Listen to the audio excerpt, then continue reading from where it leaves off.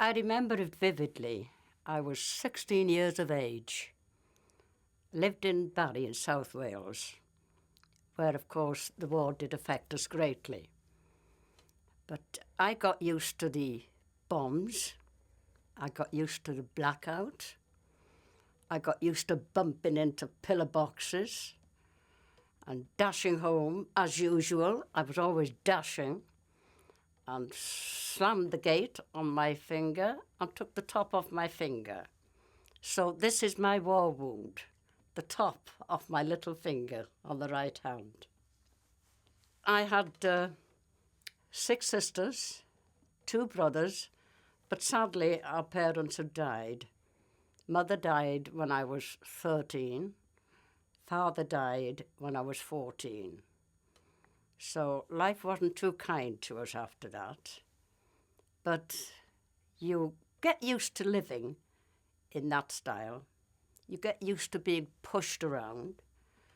Not like it is today. There was nobody that you could go to and say, so-and-so has done this to me, so-and-so has done that. You just had to face up to it and do the best you could. Well, I was living in my parents' home because when my father died, he left everything to the eldest sister and brother-in-law. And I didn't get on too well. Neither did any of my sisters with my brother-in-law. Suffice to say, had the things that happened to me and my sisters happened today, I'm afraid he would have ended in prison. But we survived. What transpired was I'd come home from my work one evening, found my little sister crying, and I said, "What's the matter?" In between her sobs, "They've gone to the pictures and they've left me at home." So I said, "Right, come along. I'll take you to the pictures." So I took her to the pictures. And we sat in the very cheapest seat, which in those days you had to hold your head back like this to see the film. However, when I returned, my sister's husband wasn't very pleased with me. What did I mean by staying out until this time of night, bearing in mind this was 10 o'clock at night? And I was equally adamant, and all 5'2" of me stood up to him and said, "If you leave my sister alone in the house again, I shall report you." And with that, he settled on me with a nice big stick and threw me out of the house. The next door neighbour could hear what was going on, looked over the wall, which separated our houses, and she said, "Come along, Patty, up the wall." And I couldn't reach, and she's bending over. So the dog was set on me, which had a good old nibble at the backs of my heels. However, our very kind neighbour took me in, and in due course got in touch with my mother's sister, who lived in Merthyr Tydfil. So I ended in Merthyr Tydfil, and I was put to work to look after 2 elderly aunts, one of whom was a headmistress, the younger one a teacher, and their mother was an elderly lady of 84. So I was to stay with them, keep house, look after the mother, all of whom, incidentally, spoke Welsh.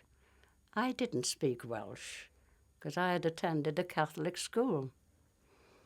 However, this went on, and when I was 18, here in the newspaper I read, all women over 18 must either work as a nurse in munitions or one of Her Majesty's forces. So I immediately applied for the Wrens. After some time, my papers arrived, which I'd had to send to my aunt's house because I needed a signature on the papers. So when I asked, have my papers arrived? I was told, yes, and you are not going because I put them on the fire. Oh, I said, you do realise, don't you, that the King has sent for me to report to the Women's Royal Naval Service, and you have burned his papers. You could get into trouble for that. So there was a slight tremor. So I got in touch with Cardiff, where I'd had the medical, and in due course my papers arrived. Absolutely thrilled I was, absolutely thrilled. So the day comes when I have to leave home.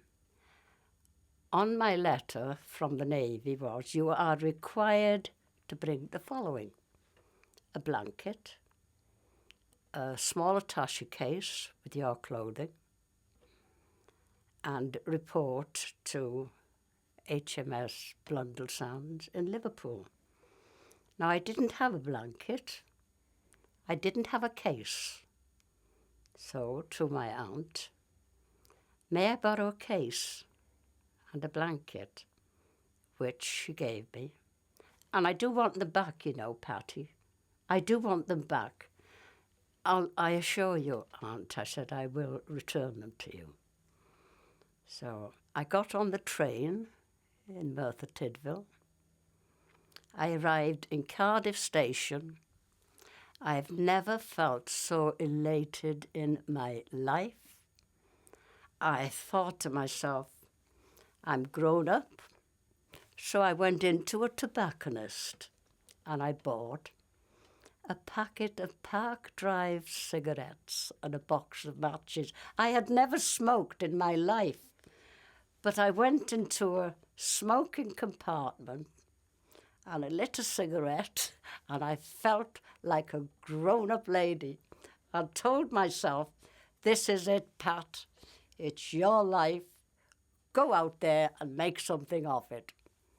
And, of course, I eventually arrived at HMS Eaglet in Blundellsands, Liverpool. And I was surrounded by all these young girls, same age as myself. And I've now got this feeling of trepidation. I'm here and I'm scared. But as I looked around me, so was everybody else. However, we settled in and we were taught how to speak the naval language. The Navy has a language all of its own. We were taught how and when to salute officers. We were given lectures on how to detect gases, poison gases. We were taken around Liverpool docks to familiarise ourselves in case of invasion. And eventually, of course, we have to, after I think it was fortnight training, the officer in charge sends for you and says what you are going to do in the Navy. And it was put to me, I think you should be a writer because everything you do is neat. So I thought, well, that's not what I want to do. So very cautiously I said, I'd rather not be a writer. I'd like to be a steward. Why do you want to be a steward? Well, I'm interested in meeting people and I want to learn as much as I can about catering. Right, very well, she said. We will make you an officer's steward. So I thought, thank you very much. And then you were issued with a uniform. That was quite funny because you've got a jacket with sleeves down there, You got a skirt which came down to your ankles, so you spent your time altering your uniform to suit you. But then you were given a badge. Because you'd passed all the necessary tests, you were given a badge. So I was given my badge, which was royal blue, which said OS on it. And I was absolutely thrilled to bits with this lovely uniform, a little hat on. Then she sends for me again, the Wren officer. Now, I'm putting you in charge of 8 Wrens. Well, you know, I stood, I felt 8 foot tall. Somebody's putting me in charge of somebody else. And she went on to explain that I was to take seven Wrens and myself, and I was to report to HMS Eaglet, HMS Osprey, which was in Dunoon on the west coast of Scotland. I had never even heard of Dunoon. However, I was given the necessary instruction, and we all piled into a naval van to make our way to Liverpool station. And we'd been travelling perhaps for about an hour and a half, and one of the Wrens started to cry. Now, in this carriage where we were also sailors, and judging from their uniform, they were survivors from a ship that had been sunk. So this girl was crying. I went up to her and I said, "What's the matter?" "I don't want to go. I want to go home." So I looked her in the eye and I said, "Look at these men opposite you. They've just come off a ship that's been sunk. Do you see them crying? Are you going to let the Wrens down when you can see what's in front of you? So pull yourself together. You'll be all right. We're all in the same boat." So one of the men approached me. "Is she all right?" "Oh, yes," I said. "She's quite all right. It's just a woman's thing. Don't worry about it." So the sequence passed. However, when we get to Crewe, there was an air raid, so everybody has to get off the train. You have to report to what they call the RTO, the regulating office, and they sign your paper to say that you had been held up. Eventually, we got back on the train again. And then further up the line, another air raid. So off we all had to get again. Eventually, we arrived at Glasgow. And then from Glasgow, we had to get a train to Gourock. I'd never even heard of Gourock, but we got there. Now, by this time, we'd been travelling about 10 or 11 hours with a little packet of sandwiches and nothing to drink. So, using my authority, I said, "Girls, we'll go to the bus step buffet and we'll have a cup of tea." So we went into the buffet. "May I have 8 teas, please?" I asked. "Only if you've got your own cups." "Well, I'm sorry." I said, "No, we don't have any cups." So they served our tea in jam jars, but really it never tasted so nice. It was absolutely wonderful. Nectar from the gods. It was wonderful. However, we were held up there because there was a force 10 blowing and we couldn't cross the Clyde by boat. So eventually, anyway, we get across. Lots of sailors on the same ship. When we got to Dunoon, he said, "Where have you to report?" I said, "Well, according to this, we've got to report to a Glenmorag hotel." "Oh," he said, we'll show you how to go. So eventually we arrived at Glenmorag. I, being in charge, has to go to see the officer in charge. So I stood there, stood at attention, and she said, "You are 10 hours adrift, Gervaise. What do you have to say?" I was standing to attention. I answered her, "I have no control over the elements or the air raids, ma'am." And with that, she just smiled and nodded and said, "Well done." So that was it. The Glenmorag Hotel, which is where we were to end up, was a very, very nice hotel which had been overtaken by the Navy for the training of officers who were manning the submarines. So during our time there, we had every kind of nationality that were in the war with us. We had Russians, we had Poles, we had Frenchmen. And my duties was, occasionally you would have to be in the, what you would call reception office, which was regulating. And you would check these officers in, and then you would have to show each one of them to their cabins. All the bedrooms, of course, were called cabins.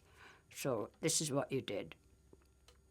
And then you explained to them where the wardroom, which is the dining room, where that was. And you would give them a list of what time the meals were served. So in the mornings, you would have to go round and call them. And then you would serve breakfast. After breakfast, you would then clean their cabins, change any bedding that needed changing. But more importantly, you had to clean up their uniforms from the state they were when they arrived. So that took up quite a lot of time. And then, of course, at lunchtime, they would be down attending the Osprey school about submarine detecting. And in the meantime, we would have our lunch. And at 2 o'clock, perhaps, I was on what they call the starboard watch. So you would start work at 7 in the morning. And you would have a stand easy, which is a cup of tea, at 11 o'clock. And then at 2 o'clock, you were off duty. And you were off duty until 4 o'clock. When you went back on duty, you prepared and served the tables. And you served them dinner. And then at 8 o'clock, you were off duty again. But it was quite an experience because having the different nationalities, particularly the Russian contingent, they were not as particular as, shall we say, the French people. Now, we used to love the French. The 3 French officers, we loved them to come. Because what did they have? They had perfumes, didn't they? So, of course, while we cleaned their rooms, we had a little of their perfume. And in the evenings, we would have to assist in serving drinks. Now, every time an officer ordered drinks, you would give him a receipt to sign.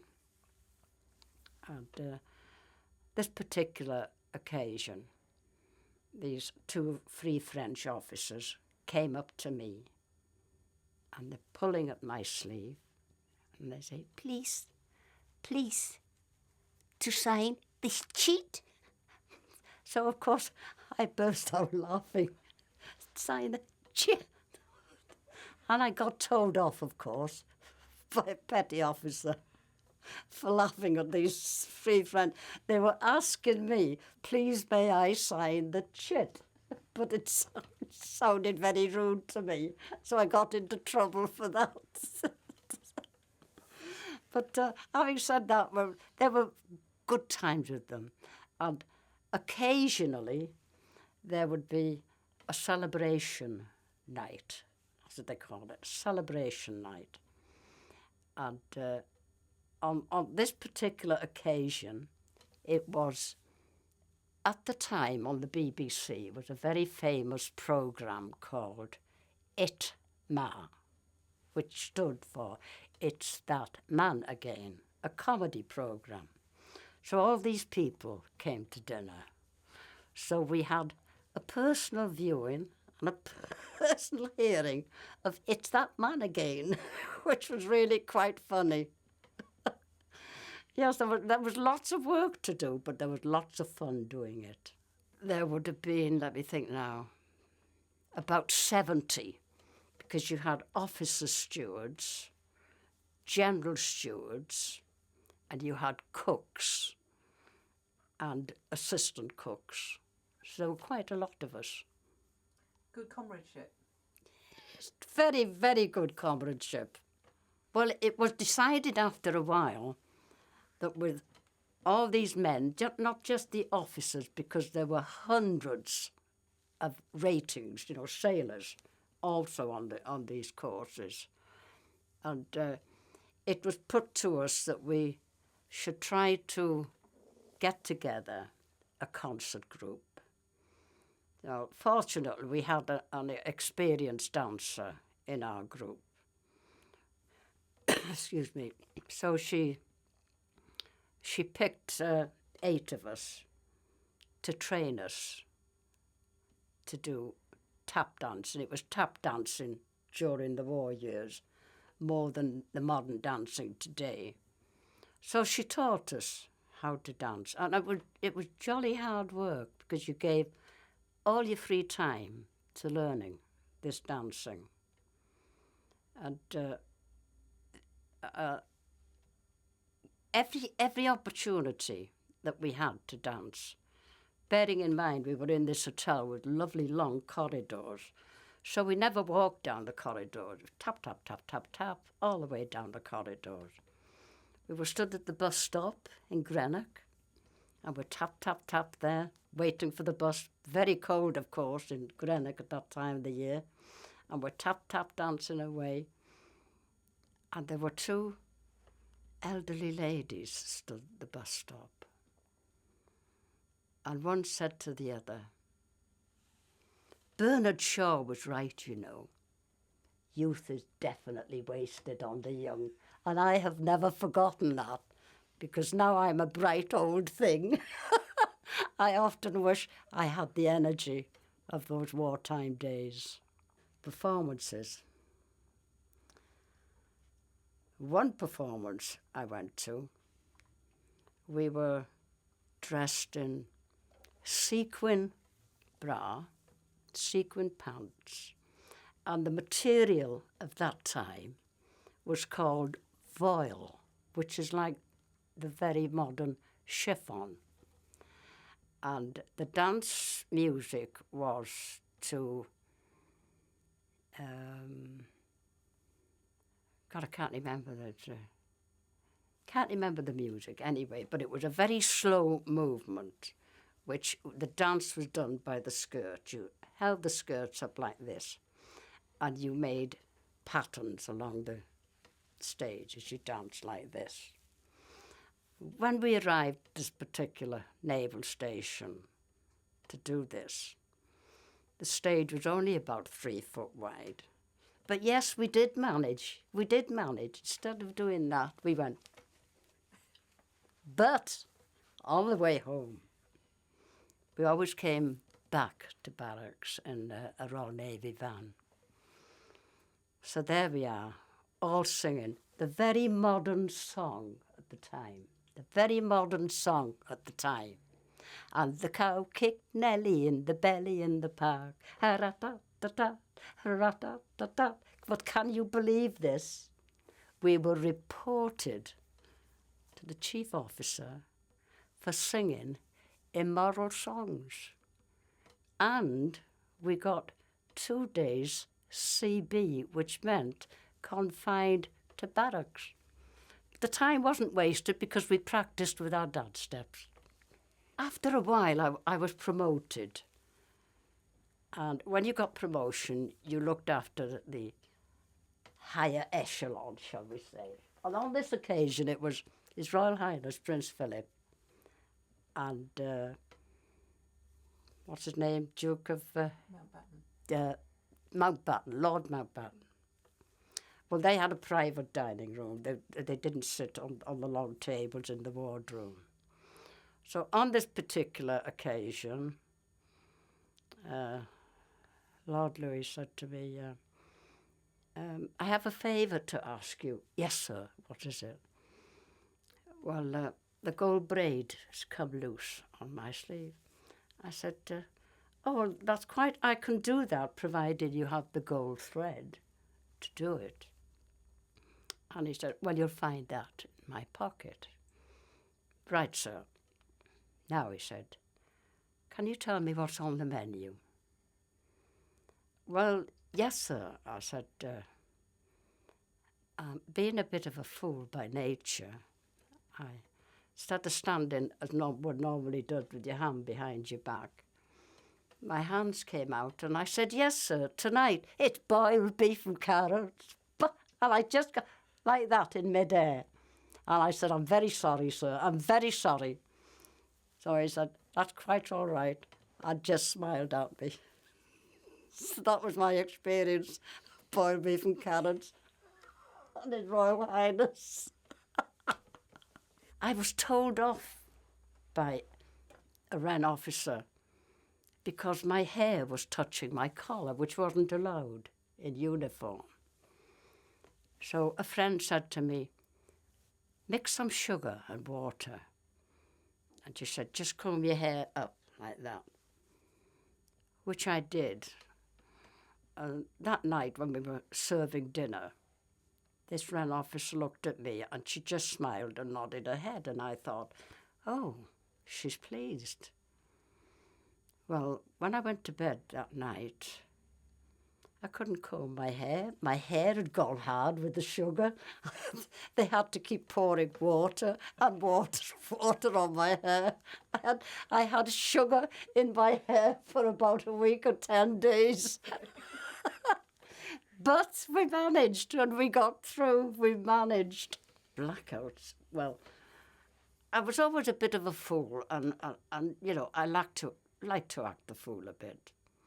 And I had been to buy what was known in the Navy a square rig, and that's the square thing you see sailors with them, with the white front and a blue edge on. So I went to the clothing store to buy one of these. And when I came back and I tried it on, it came down to below my knees and there was a slit either side of it. So I thought, well, I shall obviously have to cut this. Now, we were issued with underwear, which was known as blackouts. And these were like knickers that grandma used to wear. So in my foolish mood, I put this white top on. I pulled the blackouts down to below my knees, and I put a pair of white, what we call daps on, and I picked up this hockey stick, and I walked into the Wrens room, and I said, who's for a game of hockey then? And the place just exploded. And I could hear this chief petty officer and an officer say, I bet that's Gervaise again. So they just had to hide me behind a settee until it all cooled down again. But they never forgot those blackouts and that white square rig. Well, again, this is another that comes to mind. We were to be taken on board an aircraft carrier that happened to be in the Clyde at the time. So the Wren officer lined us up and stood us to attention. And then she said, stand at ease. So we immediately all stood at ease. And the Wren officer proceeded to lift each of our skirts up to make sure we had our blackout regulations on before boarding the aircraft carrier. The ending of the war in Europe, that came up, we got the news during the night. And there was all this commotion going on in the Glenmorag Hotel where we were all these officers and all these Wrens. And they're banging on the doors, everybody excited. Come, everybody to the ballroom, everybody to the ballroom. And that was when we were told that the war in Europe had ended. And this was in the early hours of the morning. So if you can imagine all these different nationalities, all mixed up, all chatting, nobody understood, at least half the people didn't understand what was going on. Wrens in pyjamas and dressing gown dancing with the officers in their dressing gowns and pyjamas. But it was really a night to remember. A day and a night to remember without a shadow of a doubt. And after that, when it was decided now that the war was over, the whole ship's company now had to be transferred back to Portland Bill, where it was originally, but because of the heavy bombing, it had been transferred up to Scotland. So we have this huge parade now through Dunoon. And it was such a sad day, despite the joy of the end of the war. That day, every shop in the place closed. Every person that lived in Dunoon lined the streets.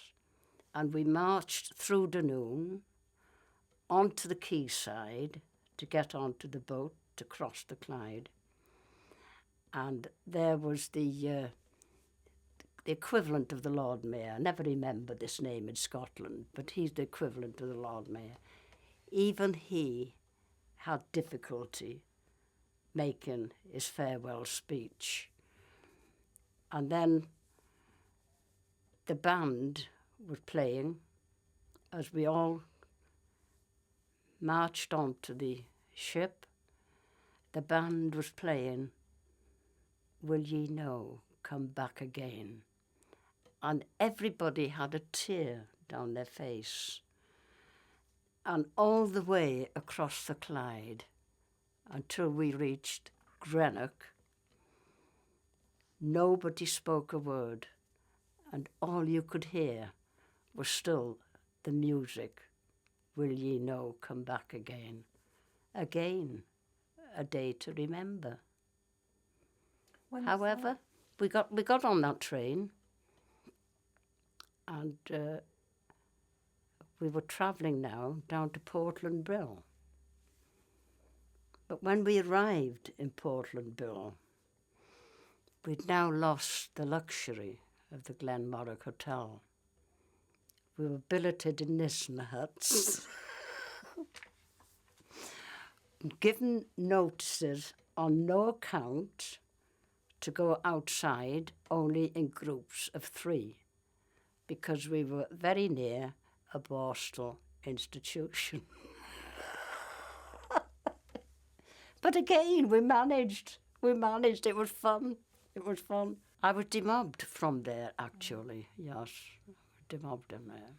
1946, I was demobbed from there. When the war finished, they had erected a huge Cross of Lorraine, which was the insignia of the Free French. And this huge concrete edifice was on the banks of the Clyde. So obviously we have to have a special service for this.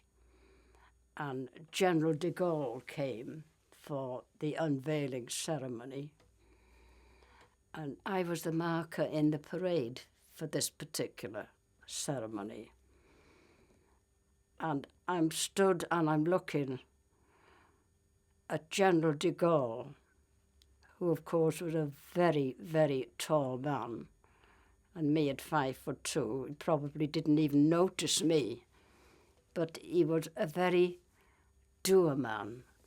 And even at the unveiling of the Cross of Lorraine, I didn't even see a smile on his face. But of course we don't know what he was feeling, do we? Well, having served in Her Majesty's forces during the war, wasn't just this wonderful experience for most of us, particularly for women, because prior to the war, women were held down. Every opportunity, women were held down. Even married women could not go out without the sanction of their father or mother-in-law with whom they would be living at that time. But it's difficult. Well, I chose the Navy really because of family connections. My father was in the Navy in the First War, and sadly he was sunk and ended up in Russian waters and never walked again.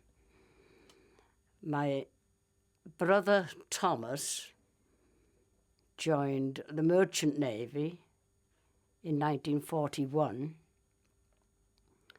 and his ship was sunk, but they did get into the lifeboats, and while they were in the lifeboats, sadly they were machine gunned from the air. But Brother Walter, he survived the sinking of 3 ships. So this was why I wanted the Navy. And I still am very proud of the Navy. I'm very proud that I've done my little bit for my country, particularly in the Royal Navy. Now that we're all well and truly past the age of misbehaving, we are all still together in many ways via the various associations. You know, we have the Royal Air Force, the Royal Fleet Air Arm, the Army, the Royal Navy, and of course the Women's Royal Naval Service, who are now the Women's Royal Navy. So we still meet together, and this actually is a lifeline for people who served in the last war. It is still a lifeline, and we still help each other. I haven't told you how I met my husband, Frank. It was while I was appearing in a show with the Glenmorag Follies. And he had spoken to a friend and pointed to me, "That's the girl I want to marry. I fancy her legs." As time went on, Frank did ask me out, and we did attend many little functions together for the short time he was at HMS Osprey, because he also was on a submarine detecting course. And when he passed for that, he went on the Russian convoys. And prior to that even, he was on HMS Eaglet, which was sunk at Anzio. And he did mention to me, when I saw him the next time, "I did have some presents for you." But he said, unfortunately, they went down with the ship. That so-called Hitler. No more presents am I buying, Pat. Not until that Hitler is finished with. Just before the war ended, he wanted to become engaged. Well, it wasn't a problem for me because I had nobody, I had no parents, it was just myself to worry about. So you had to ask, at that time, you requested what they called compassionate leave. So I requested this leave, and my officer said, we will give you compassionate leave to meet your fiancé's parents, but not to get married until you have met their parents. And this was granted, and I came to Leeds, and I met his parents, and that was in 1945, I think that was. And of course, eventually, we did marry. It was a struggle. It was a struggle. Sounds peculiar, doesn't it? But it was a struggle because when I knew he was on his way home, I was staying with my aunt in Merthyr. And Frank had suggested, Frank being my husband, suggested I should get married in the same church as my mother did. So I made the necessary arrangements. And of course you couldn't buy clothes then because everything was on coupons. But anybody serving in Her Majesty's forces were allowed to hire a wedding outfit. So I applied for this wedding outfit. I went to see the vicar and I had the bands read and came down to breakfast this particular morning, and my aunt said, if you insist on getting married in white, then your uncle can't give you away. So I said, well, why not? Well, he doesn't have a morning suit. But I said, it's quite acceptable now to wear a lounge suit because of the clothes rationing. Well, that's how we feel about it. It should be done properly or not at all. So I said, you're quite right. So I went out and I cancelled the bands and I cancelled the wedding outfit. And I got on a train and I came to Leeds, went to stay with my future mother-in-law, and Frank came home and we got a special licence, and mother-in-law provided the wedding breakfast, and there we were, happily married. And that marriage lasted 43 years, 7 months and 11 days. But I have a son who served in the Navy, who served in the Falklands, who served in the Gulf War. So I've been very fortunate in most cases. And I'm still here to help anybody else I can.